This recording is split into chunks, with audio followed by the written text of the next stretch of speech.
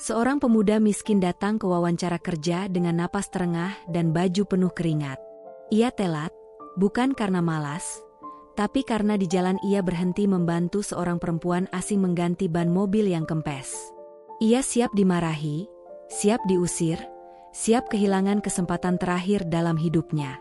Tapi ia tidak pernah menyangka, perempuan yang ia tolong itu ternyata adalah seseorang yang akan mengubah hidupnya. Di sebuah kota besar yang denyut hidupnya nyaris tak pernah berhenti, ada satu sudut kecil yang sering luput dari pandangan. Sebuah gang sempit bernama Gang Melati. Di tempat itulah roda kehidupan berputar pelan, namun syarat perjuangan. Di sana pula Reza menjalani hari-harinya. Pemuda 23 tahun itu hidup sederhana, ditempa keadaan sejak usia muda. Rumahnya hanya bangunan kecil berdinding papan yang mulai lapuk. Atapnya sering bocor saat hujan turun, dan di dalamnya hanya ada satu kamar sempit yang ia tempati bersama sang ibu. Ibu Reza bernama Buati, seorang janda yang telah lama berjuang melawan sakit paru-paru. Sejak ayah Reza meninggal dunia ketika ia masih duduk di bangku SMP, beban keluarga sepenuhnya berpindah ke pundaknya. Reza sempat menyelesaikan SMA dengan nilai yang cukup baik, namun mimpi melanjutkan kuliah terpaksa ia kubur dalam-dalam. Biaya yang tak terjangkau memaksanya memilih bekerja demi bertahan hidup dan merawat ibunya.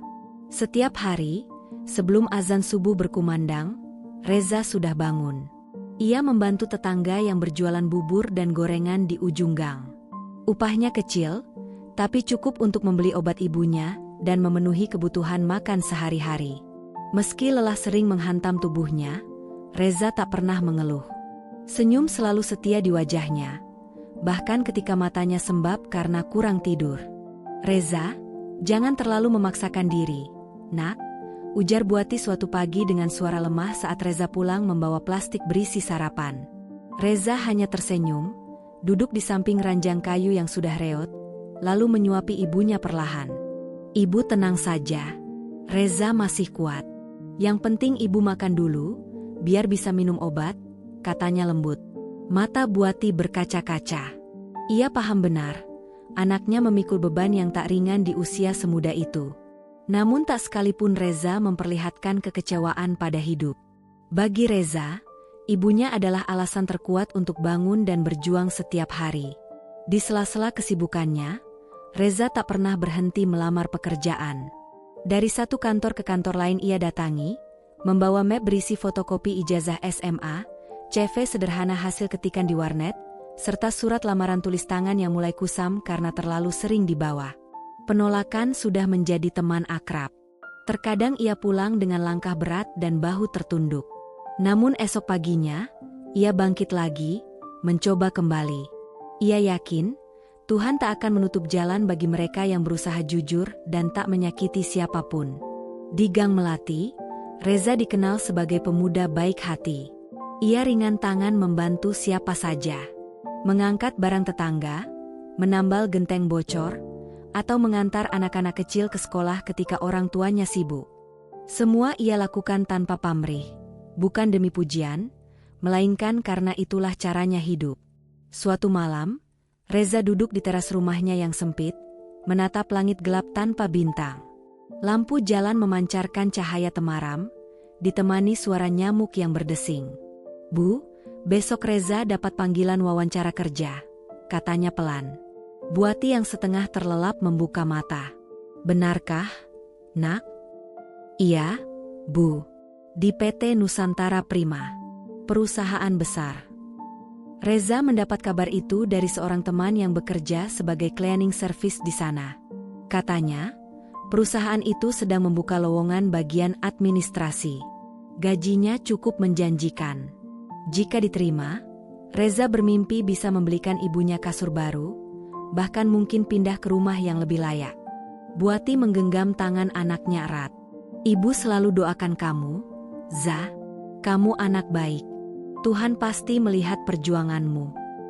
Malam itu, Reza tidur dengan harapan yang menghangatkan dadanya. Kemeja putih pinjaman sudah tergantung rapi. Sepatu hitam yang mulai usang ia semir hingga tampak mengilap.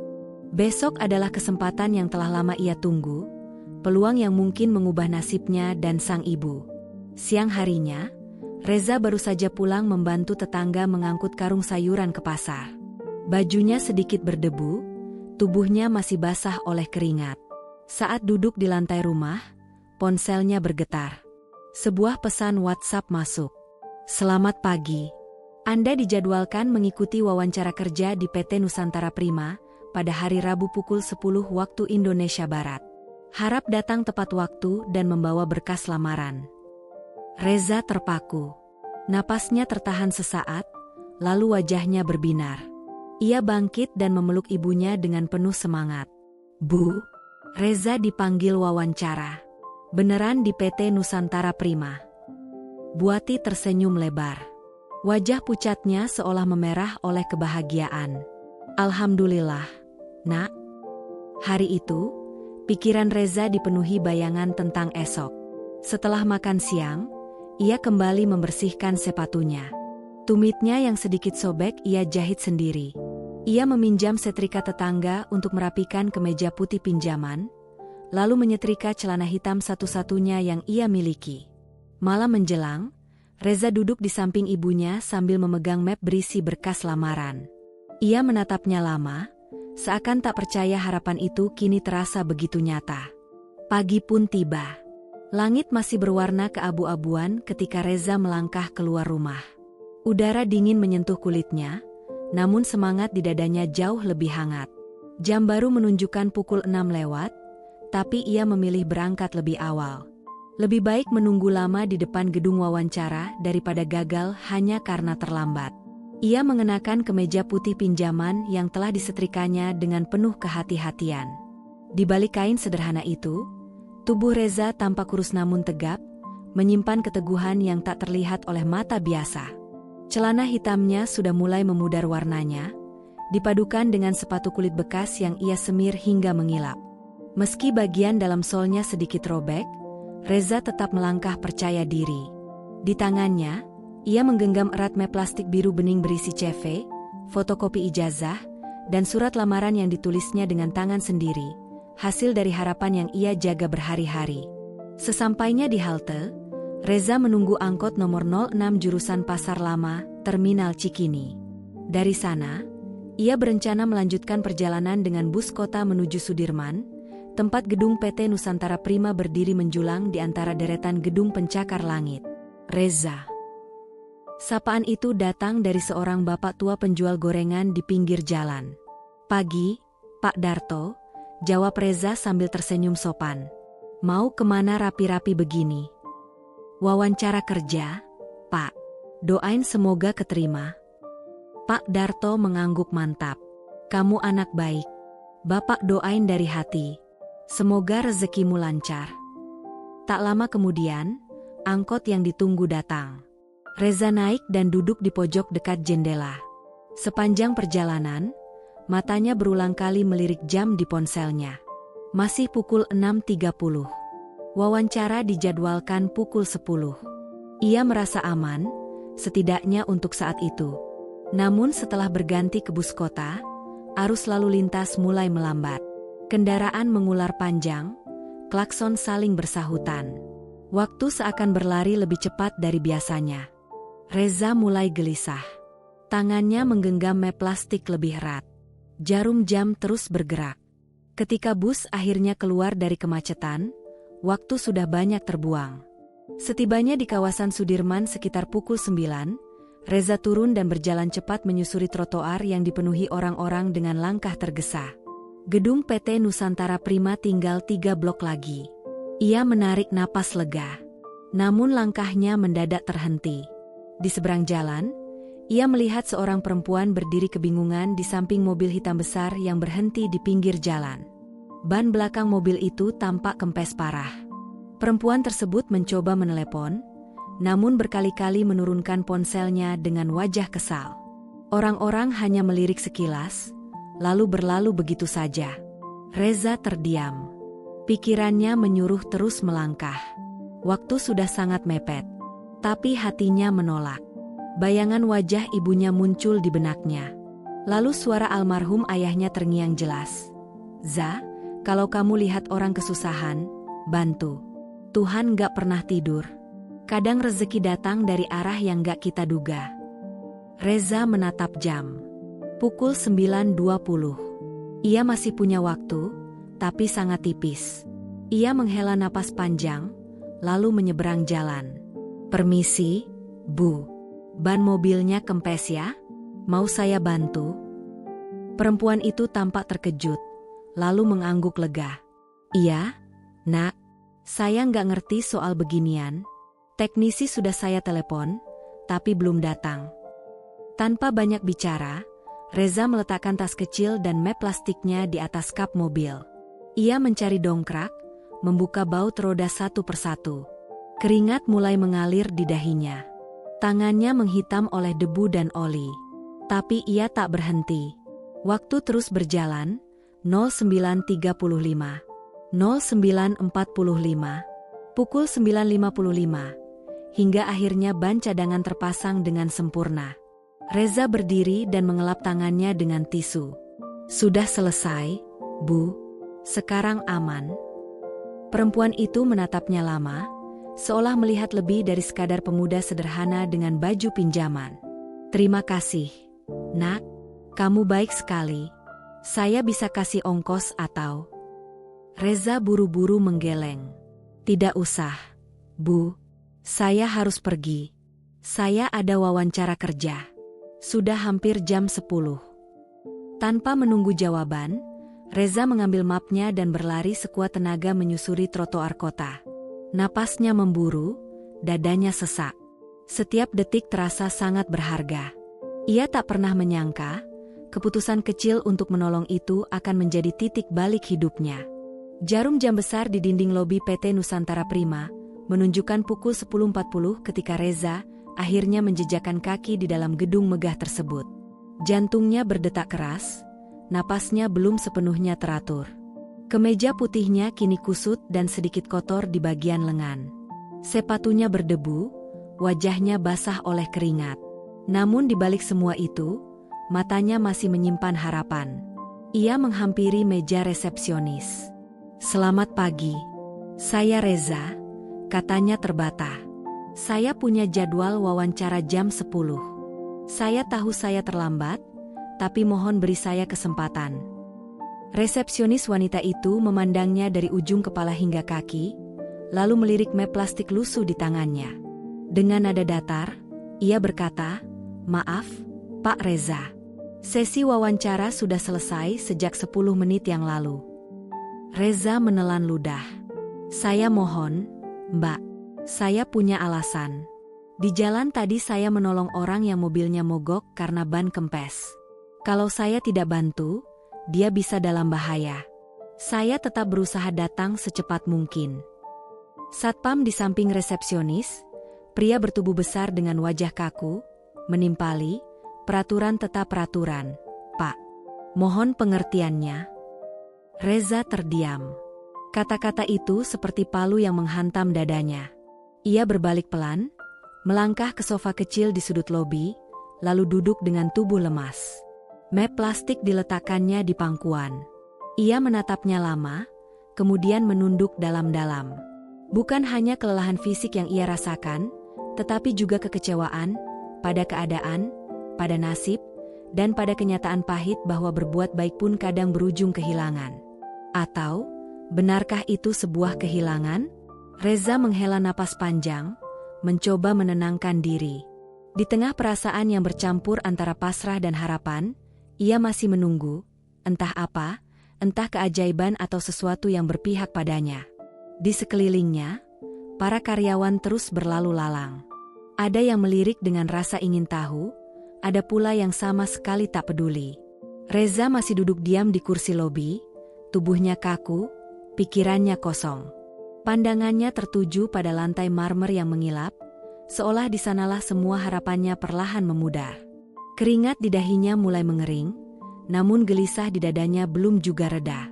Dalam hati, ia mencoba merangkai kalimat, apa yang akan ia katakan pada ibunya nanti. Bahwa perjuangan panjang hari ini hanya berakhir di kursi tunggu, tanpa hasil apapun. Namun tanpa ia sadari, suasana lobi mendadak berubah. Derap sepatu hak terdengar mendekat. "Mantap, teratur, penuh wibawa. Satu persatu karyawan yang semula berjalan santai kini berhenti, menunduk hormat. "Selamat pagi, Bu Mulan."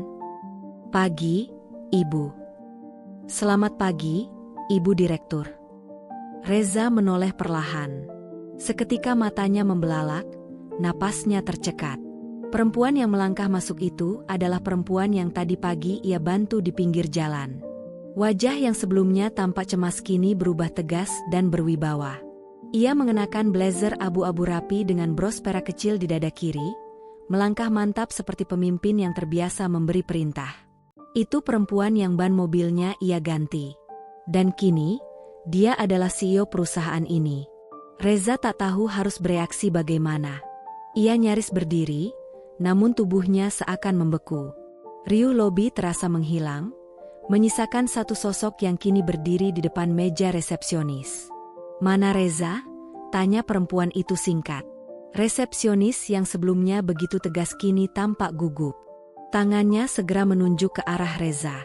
"Itu, Bu, dia." Bu Mulan berjalan menghampiri. Reza refleks berdiri dan sedikit membungkuk. "Permisi, Bu, saya tidak tahu kalau..." Belum sempat ia menyelesaikan kalimatnya, Bu Mulan tersenyum lembut. "Tenang. Saya yang seharusnya minta maaf karena menahanmu di jalan tadi. Seandainya saya tahu kamu sedang mengejar wawancara kerja di perusahaan saya sendiri." Reza semakin bingung. "Perusahaan Ibu?" "Iya," jawabnya mantap. "Saya Mulan Prameswari, CEO utama PT Nusantara Prima." Lobi mendadak hening. Beberapa karyawan yang mendengar percakapan itu saling berbisik, menatap penasaran pada pemuda lusuh yang masih berkeringat di hadapan mereka. Bu Mulan melanjutkan, suaranya tegas namun hangat. "Saya melihat bagaimana kamu menolong saya tanpa pamrih. Padahal kamu tahu kamu bisa kehilangan kesempatan penting. Tapi kamu tetap berhenti. Kamu menolong orang yang bahkan tidak kamu kenal. Hal seperti itu tidak bisa saya abaikan." Reza menunduk dalam-dalam. Dadanya terasa penuh, antara malu, terharu, dan tak percaya. "Sekarang ikut saya ke atas," lanjut Bu Mulan. "Saya ingin bicara langsung dengan kamu. Bukan sebagai pelamar biasa, tapi sebagai seseorang yang sudah menunjukkan nilai sejati bahkan sebelum masuk ke kantor ini." Tanpa menunggu jawaban, Bu Mulan melangkah menuju lift eksekutif. Resepsionis dan satpam hanya bisa saling pandang. Reza, dengan langkah ragu, akhirnya mengikuti. Map plastik biru masih digenggam erat di tangannya. Namun kini isinya bukan sekadar berkas lamaran, melainkan simbol dari keberanian, ketulusan, dan mungkin awal dari perubahan besar dalam hidupnya.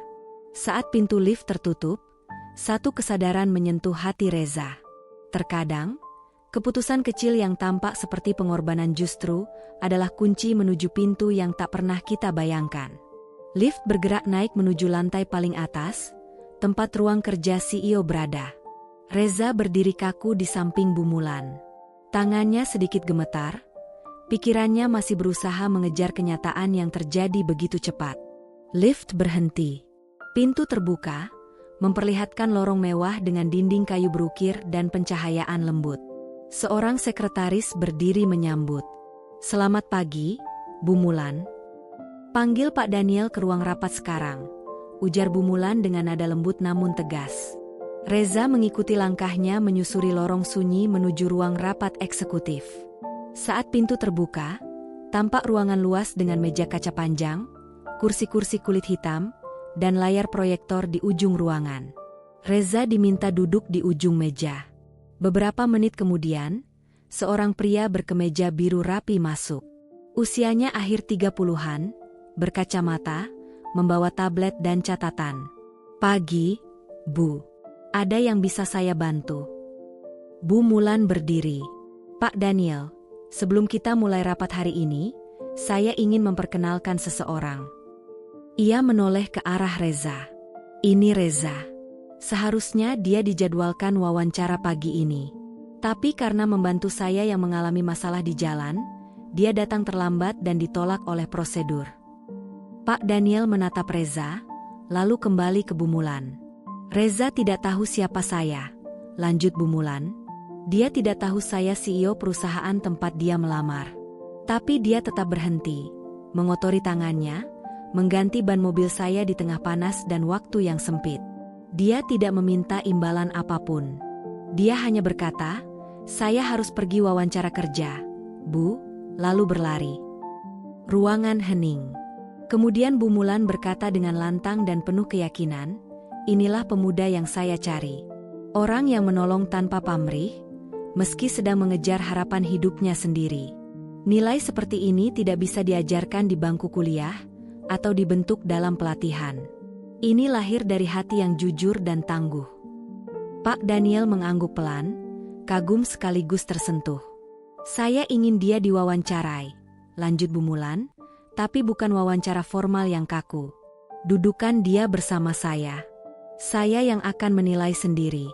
Karena hal terpenting sudah saya lihat." Reza menunduk. Matanya berkaca-kaca.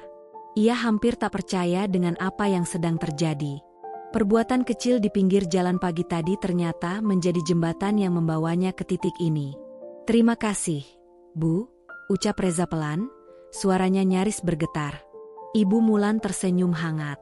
"Kamu pantas mendapatkan kesempatan ini, Reza. Dunia butuh lebih banyak orang sepertimu." Pak Daniel pun duduk, membuka tablet di tangannya, lalu mulai mencatat. Wawancara pun berlangsung, namun suasananya jauh dari kaku. Tak ada tekanan, tak ada pertanyaan menjebak.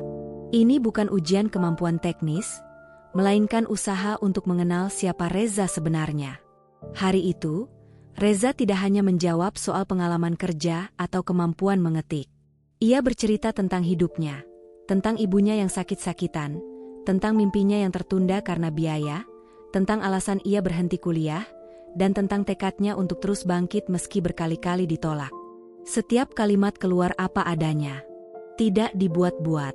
Tidak berusaha terlihat hebat. Hanya kejujuran seorang anak muda yang ingin hidup dengan martabat. Dan di ruangan itulah, tanpa disadari, arah hidup Reza mulai benar-benar berubah. Usai pertemuan singkat di ruang rapat, Ibu Mulan mengajak Reza menuju ruang kerjanya pribadi. Ruangan yang biasanya hanya dimasuki jajaran direksi dan tamu-tamu penting. Reza berjalan di belakangnya dengan langkah hati-hati, perasaannya campur aduk. Jantungnya berdegup lebih kencang dibanding saat ia berlari pagi tadi. Bukan karena lelah, melainkan karena gugup dan tak percaya. Begitu masuk, aroma kayu manis menyambut dari diffuser di sudut ruangan. Ruang kerja itu luas dan elegan, namun terasa hangat. Meja kerja dari kayu jati berdiri kokoh, rak buku berisi literatur kepemimpinan berjajar rapi, dan sebuah foto keluarga kecil terpajang di sudut meja. "Silakan duduk," kata Ibu Mulan sambil tersenyum. Ia sendiri duduk di kursi kulitnya, menyingkirkan laptop ke samping. Reza duduk perlahan di kursi tamu. Map plastik biru masih ia peluk erat, seolah menjadi tameng dari rasa cemas.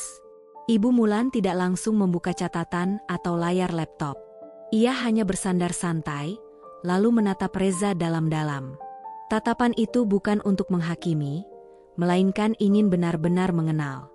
"Reza," katanya pelan, "saya tidak akan bertanya apakah kamu mahir Excel atau bisa mengetik 10 jari. Saya hanya ingin tahu satu hal.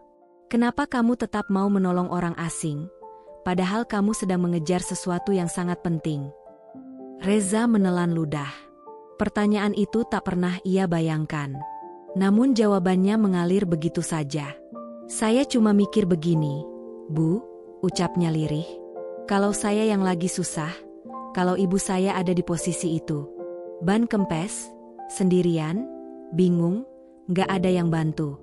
Saya pengin ada orang yang mau nolong. Saya gak bisa milih siapa yang butuh pertolongan. Saya cuma bisa milih, mau bantu atau tidak." Ibu Mulan mengangguk pelan. "Dan kamu tidak takut kehilangan kesempatan emas hanya karena membantu saya?" Reza tersenyum kecil. "Takut, Bu. Tapi saya percaya, kalau niat kita tulus, Tuhan gak akan tinggal diam. Kalau memang tempat saya bukan di sini, mungkin Tuhan sudah siapkan tempat lain yang lebih cocok." Tapi saya tetap bantu, karena saya tahu itu hal yang benar. Ibu Mulan terdiam. Tatapannya semakin dalam. Ia condong ke depan. "Kamu tahu tidak?" katanya. "Dari ratusan pelamar yang saya temui selama bertahun-tahun, hampir semua berkata hal yang sama. Saya pekerja keras, saya disiplin, saya pantas diterima. Tapi hari ini, saya mendengar sesuatu yang jauh lebih langka." Reza terdiam, tak tahu harus berkata apa. "Yang saya lihat dari kamu bukan hanya kerja keras," lanjut Ibu Mulan, "tapi kompas moral. Kamu bisa saja lewat dan pura-pura tidak melihat mobil saya. Kamu bisa memilih cuek. Tapi kamu berhenti. Kamu mengorbankan waktu, tenaga, bahkan mungkin impianmu." Ia tersenyum, kali ini lebih hangat. "Dan orang seperti itu layak diberi kesempatan. Di perusahaan ini, kami mencari orang yang bekerja dengan hati, bukan hanya dengan otak." Dada Reza bergetar. Kata-kata itu seperti menyalakan kembali api yang sempat padam di lobi tadi. "Kalau saya tanya," ujar Ibu Mulan lagi, "apa motivasimu bekerja?" Reza menjawab tanpa ragu. "Untuk membahagiakan ibu saya, Bu. Beliau sering sakit. Sejak Bapak meninggal, saya yang mengurus semuanya. Saya kerja serabutan. Tapi saya ingin punya pekerjaan tetap, penghasilan cukup, supaya ibu bisa istirahat dan tidak perlu khawatir soal biaya obat lagi." Hening sejenak. Ibu Mulan menarik napas dalam, lalu berdiri. Ia melangkah ke jendela besar, menatap hiruk-pikuk kota di bawah sana. Setelah itu, ia menoleh kembali ke Reza. "Reza," ucapnya mantap, "saya tidak menjanjikan kamu langsung menjadi karyawan tetap. Tapi saya akan menempatkan kamu di program pelatihan intensif selama 3 bulan. Gaji penuh. Jika kamu menunjukkan dedikasi seperti hari ini, kamu akan kami angkat menjadi karyawan tetap." Reza terpaku. Matanya membesar, tenggorokannya tercekat. Saya diterima, Bu." Ibu Mulan mengangguk sambil tersenyum. "Kamu tidak hanya diterima, kamu dihargai. Karena hari ini, kamu sudah mengajarkan kami sesuatu." Reza menunduk. Air matanya jatuh tanpa bisa ia tahan. Di tengah gedung megah yang biasanya dipenuhi ambisi dan persaingan, hari itu lahir sebuah kisah sederhana. Tentang kejujuran, tentang ketulusan, dan tentang seorang anak muda yang tak menyerah pada kerasnya hidup, namun tetap memilih menjadi manusia yang baik. Dan untuk pertama kalinya, perjuangannya mulai terbayar. 3 hari setelah pertemuan yang begitu mendebarkan di ruang kerja CEO, Reza duduk sendirian di teras rumah kontrakan sempitnya di gang kecil. Di tangannya tergenggam sebuah amplop putih berlogo PT Nusantara Prima, lengkap dengan cap resmi dan namanya tertulis rapi di bagian depan. Tangannya gemetar. Ia menatap amplop itu lama, seolah takut membukanya. Takut jika semua yang ia rasakan hanyalah harapan kosong. Di dalam rumah, ibunya sedang tertidur siang. Sesekali terdengar batu kecil dari kamar sempit itu. Suara yang setiap hari mengingatkan Reza bahwa waktu terus berjalan, dan kebutuhan hidup tak pernah menunggu. Dengan napas tertahan, ia akhirnya membuka amplop tersebut. Isinya singkat, namun tegas. "Dengan ini kami menyatakan bahwa Saudara Reza Pranata diterima sebagai asisten pribadi CEO PT Nusantara Prima, berlaku mulai tanggal 1 bulan depan dengan status masa percobaan selama 3 bulan. Apabila performa dinyatakan memuaskan, maka akan langsung diangkat menjadi pegawai tetap." Reza terpaku. Matanya membesar, dadanya naik turun cepat. Jari-jarinya mengepal kertas itu erat. Asisten pribadi CEO. Bukan pegawai magang. Bukan staf administrasi biasa. Tapi langsung mendampingi pimpinan tertinggi perusahaan. Anak gang sempit. Anak dari ibu penjual kue. Lulusan SMA. Kini akan bekerja di lantai tertinggi gedung pencakar langit. Posisi yang biasanya hanya ditempati lulusan kampus elit, orang-orang berpengalaman, atau mereka yang punya jalur khusus. Tangis Reza pecah. Ia bangkit, melangkah ke kamar, lalu dengan lembut membangunkan ibunya. "Ibu." Buati membuka mata perlahan. "Kenapa, Nak?" Reza menyerahkan surat itu dengan tangan gemetar. Reza, diterima kerja, Bu. Jadi asisten pribadi. Sang ibu mengerjap, belum sepenuhnya paham. Namun begitu matanya membaca isi surat itu, tangannya menutup mulut. Air matanya jatuh tanpa bisa ditahan. Ia menarik Reza ke dalam pelukan yang erat. Alhamdulillah, Nak, Reza sudah mengubah nasib. Reza sudah bikin ibu bangga. Tangis mereka menyatu di ruangan sempit itu. Tak ada perabot mewah, tak ada kemegahan. Hanya cinta, syukur, dan doa yang akhirnya dijawab. Keesokan harinya, kabar tentang Reza menyebar cepat di gang kecil itu. Tetangga yang dulu hanya mengenalnya sebagai pemuda baik kini memandangnya dengan rasa hormat. Pak Darto, penjual gorengan di ujung gang, berseru sambil tertawa. Wah, sekarang Reza orang penting. Jangan lupa beli gorengan di sini terus ya. Anak-anak kecil mengejeknya dengan canda. Pak Bos, Pak Bos. Namun Reza tetaplah Reza. Ia masih bangun pagi membantu ibunya, masih menyapa siapa saja dengan sopan, masih memakai sepatu lamanya. Bukan karena tak mampu membeli yang baru, tetapi karena ia tahu, yang membawanya sampai titik ini bukan pakaian, bukan gelar, melainkan nilai hidup dan keberanian untuk tetap berbuat baik, meski itu berarti menunda mimpinya sendiri. Dan kini, dunia membalasnya dengan cara yang tak pernah ia bayangkan. Hari itu akhirnya tiba. Reza berdiri di depan cermin kecil yang menempel di dinding kamar kontrakan.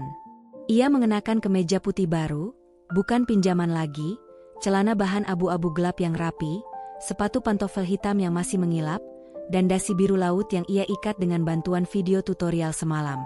Wajahnya tampak tegang, tapi sorot matanya berbinar. Ini bukan sekadar hari pertama kerja. Ini awal dari hidup yang baru. Ibu, Reza berangkat dulu, ucapnya sambil mencium tangan ibunya. Buati mengangguk, matanya berkaca-kaca. Senyum bangga tak mampu ia sembunyikan, meski air mata masih jatuh di pipi. Di lobi PT Nusantara Prima, Reza disambut para satpam yang kini mengenalnya. Selamat pagi, Pak Reza. Pagi, Pak, jawab Reza sambil tersenyum canggung. Panggilan, Pak, masih terasa asing baginya, apalagi di gedung semegah ini. Sesampainya di lantai eksekutif, sekretaris pribadi Ibu Mulan, Mbak Andin, menyambutnya dengan ramah. Selamat datang di keluarga besar Nusantara Prima, Reza. Hari ini kamu akan langsung mendampingi Ibu Mulan. Ia tersenyum. Tenang saja. Beliau bilang kamu bukan hanya asistennya, tapi juga muridnya. Murid? Reza mengernyit bingung. Mbak Andin tertawa kecil. Iya, Ibu Mulan sudah menyiapkan program mentoring khusus untuk kamu. Dan benar saja, sejak hari pertamanya bekerja, Ibu Mulan tidak hanya menugaskan Reza pada pekerjaan administratif semata, mencatat agenda, merapikan dokumen, atau mendampinginya dalam rapat-rapat penting. Lebih dari itu, ia menyediakan waktu khusus setiap minggu hanya untuk Reza. Mereka duduk berdua di ruang kerja, berbincang panjang tentang dunia bisnis, cara berpikir strategis, dan yang paling ditekankan, kepemimpinan yang berlandaskan empati. Reza, kata Ibu Mulan suatu hari dengan nada tenang, kepemimpinan bukan tentang siapa yang paling keras suaranya di ruang rapat, tapi tentang siapa yang masih mau mendengar satu suara kecil di sudut ruangan. Reza menyimak setiap kata, mencatat dengan rapi, lalu merenung dalam diam. Ia bekerja 2 kali lebih keras dibandingkan karyawan lain. Datang paling pagi, pulang paling akhir. Hal-hal yang belum ia pahami ia tulis, lalu dipelajari malam hari, membaca artikel, menonton video, bahkan bertanya dengan rendah hati kepada pegawai yang lebih senior. Perlahan, keberadaannya mulai diperhatikan. Itu Reza ya? Asistennya Bu Mulan. Iya, yang katanya dulu bantu ganti ban mobil beliau di pinggir jalan. Sekarang dia dipercaya pegang dokumen rahasia. Loh? Namun Reza tetap sama. Ia masih menyapa OB dengan senyum hangat, masih mencuci cangkir kopinya sendiri, bahkan tak sungkan membantu petugas keamanan saat perusahaan menggelar acara besar.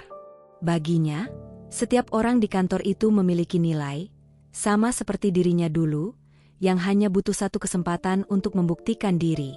Suatu malam, ketika Reza sedang merapikan meja kerja, Ibu Mulan menatapnya dari balik meja. "Kamu tahu, Reza," ucapnya pelan, "dulu aku juga bukan siapa-siapa. Aku anak kampung yang datang ke Jakarta hanya dengan tekad. Waktu aku melihatmu pagi itu, aku seperti melihat diriku sendiri." Reza tersenyum kecil. "Saya tidak tahu harus berkata apa, Bu. Tapi saya belajar banyak dari Ibu. Dari semua ini." Ibu Mulan mengangguk. "Teruslah belajar. Karena masa depan bukan hanya milik mereka yang pintar, tapi juga milik mereka yang mau terus tumbuh dan menjaga hati." Malam itu, saat Reza pulang dan menatap langit dari balik jendela kecil kamarnya, ia sadar telah sampai di titik balik hidupnya. Bukan karena jabatan, bukan karena gaji, tapi karena untuk pertama kalinya, ia melihat masa depan dengan keyakinan bahwa ia memang pantas berada di sana.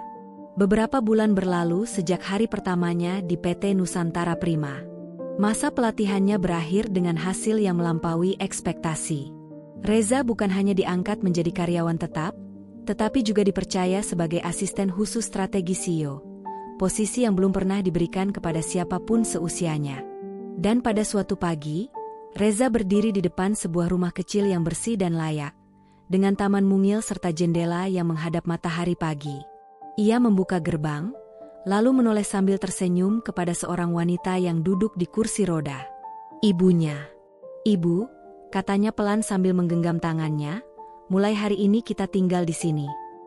Sang ibu memandangi rumah itu dengan mata berkaca-kaca.